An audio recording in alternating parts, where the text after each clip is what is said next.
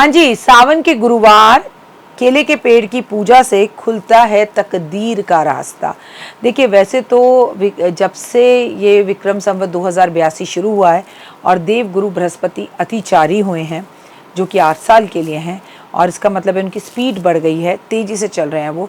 तो ऐसे में मैं आपको क्लियरली कर दूं कि हम सबको केले के पेड़ की पूजा करनी चाहिए।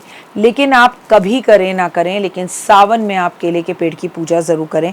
सावन का पावन महीना 11 जुलाई से शुरू हो रहा है, 9 अगस्त रक्षाबंधन वाले दिन संपूर्ण हो रहा है। मैं आपको बता दूं कि सावन के पावन महीने की जो बौछार है ना, वो जब हम कहते हैं कि गुरु पूर्णिमा से लग जाती है, और गुरु पूर्णिमा कब है? 10 जुलाई की। तो आप सभी को गुरु पूर्णिमा की बहुत बहुत शुभकामनाएं। हालांकि जब आप ये वीडियो देखेंगे तब तो गुरु पूर्णिमा निकल चुकी होगी, लेकिन आपको और आपके गुरुओं को मेरा शत शत नमन और प्रणाम। आपका जीवन खुशियों भरा रहे, माता रानी की असीम कृपा रहे, आप खुश रहें और आपकी वजह से लोग खुश रहें, आप दिन दुगनी रात चौगनी तरक्की करें। और सबसे बड़ी बात, हुए विवाह नहीं हुआ आपका तो विवाह हो जाए, घर नहीं बना तो आपका घर बन जाए। सावन में केले के पेड़ की पूजा का महत्व ही कुछ अलग है। मैं अगर आपसे सावन की बात करूं तो शिवजी जी के सबसे प्रिय महीनों में सावन में गुरुवार एक विशेष महत्व रखता है। सावन का तो पूरा महीना ही शिवजी जी को जो है वो समर्पित है। लेकिन देवगुरु बृहस्पति, जो देवगुरु विष्णु जी जो हैं, वो भगवान विष्णु जो है वो योग निद्रा में गए हुए हैं, और गुरुवार का दिन जो होता है वो भगवान विष्णु को होता है। तो क्या गुरुवार अगर सावन में पड़ता है और भगवान जी योग निद्रा में, तो हमें उनकी पूजा नहीं करनी चाहिए? करनी चाहिए, और भी ज़्यादा करनी चाहिए। और लक्ष्मी जी की असीम कृपा आप पर बनती है। गुरुवार की पूजा किए बिना तो जीवन में इंसान आगे बढ़ ही नहीं सकता, क्योंकि जो जितनी विष्णु की पूजा करता है, लक्ष्मी वहीं होती है। गुरुवार का कारक ग्रह गुरु है। अगर कुंडली में गुरु ग्रह कोई भी दोष हो तो विवाह और भाग्य संबंधी कई परेशानियों का इंसान को सामना करना पड़ता है। गुरु ग्रह के दोषों की शांति के लिए सावन मास में गुरुवार को आप कुछ खास उपाय करेंगे, और अपने गुरु ग्रह गुरुदेव बृहस्पति को आप अच्छा करेंगे, जो कि देवताओं के भी गुरु हैं। अब सोचिए, जो देवताओं के गुरु हैं वो आपके मेरे गुरु तो पहले हो गए। तो आइए जानते हैं कि गुरुवार पर कौन से ऐसे चमत्कारी उपाय करें कि जीवन खूबसूरत हो जाए। गुरुवार की शाम को केले के वृक्ष के नीचे दीपक जलाएं, केले की पूजा करें, लड्डू या बेसन की मिठाई चढ़ाएं।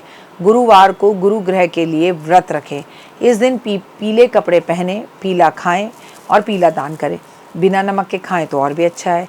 भोजन में पीले रंग का पकवान जैसे बेसन के लड्डू, आम, केला आदि शामिल करें। लेकिन गुरुवार वाले दिन जब हम केले के पेड़ की पूजा करते हैं तो हमें केला ग्रहण नहीं करना चाहिए। उल्टा हमें केले के पेड़ लगाने चाहिए, केला दान करना चाहिए। हर कोई केला खाना नहीं छोड़ सकता। एक बच्चा केला खाएगा, एक बुजुर्ग केला खाएगा, तो सब पर चीज़ें अप्लीकेबल नहीं होती। मंदिर के बाहर लाखों लोग ऐसे बैठे होते हैं जो भूखे होते हैं, जिन्हें खाने पीने की ज़रूरत होती है, उन्हें बुध बृहस्पति से मतलब नहीं है। तो आप बृहस्पतिवार वाले दिन केला दान कर सकते हैं। कुछ लोग हैं ना, अरे राखी जी एक तरफ तो कह रही हैं केला खाएं ना और दूसरी तरफ दान करने की बात करें। आपको नहीं खाना, आपको त्यागने की बात कर रही हूँ। जो खाना चाहे वो खा सकता है, और किसी की भूख आप मिटाएं तो मिटा सकते हैं। तो भगवान विष्णु की पूजा करें, और आप पीले रंग का कपड़ा बिछाकर एक लकड़ी की चौकी पर भगवान विष्णु को रखें, घी का दिया जलाएं, प्रणाम करें, भगवान का नमन करें, और भगवान को अपने मन की बातें ज़रूर बताएं। मैं आपको एक बात बता दूं, जीवन में अगर आगे बढ़ना है तो आपको सावन के इस महीने में आपको शिवजी जी का जो प्रिय महीना है उसमें गुरुवार वाले दिन विशेष पूजा करनी चाहिए। पीले कपड़े पहनना, पीले चीज़ें खाना मैंने बोला, लेकिन आपको हल्दी डाल के स्नान भी करना चाहिए। और आपको गुरुवार वाले दिन शाम को या सुबह केले के वृक्ष के नीचे दीपक जलाकर उसकी पूजा करनी चाहिए, और बेसन के लड्डू बांटने चाहिए।